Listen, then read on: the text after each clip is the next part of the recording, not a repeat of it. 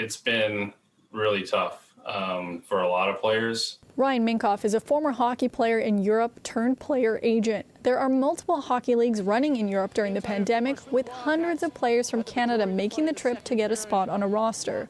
You do have to kind of give some guys the reality check a little bit. You can have that storybook experience. There are very nice places to play.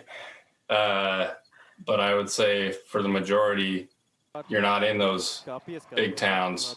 A lot of these players would normally be up for a spot on an NHL farm team or even a prestigious college, but because most leagues in North America are on hold, they are adventuring to Europe. It's a really hard market. There's not a lot that you can do with it because North America isn't really operating.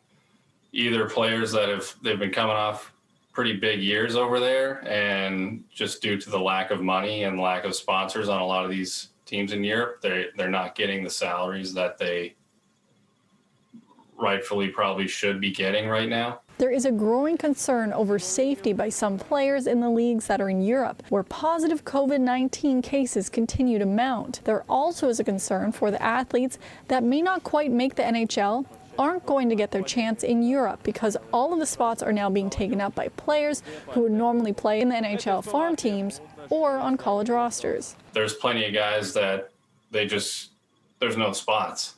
All the NHL and AHL loan deals that have happened, they've taken those spots. And then there's a bunch of these players that they would probably have those spots if the loans weren't happening. Minkoff recently released the book Thin Ice, which details his unique journey from college hockey to playing in Finland and now running a successful player agency.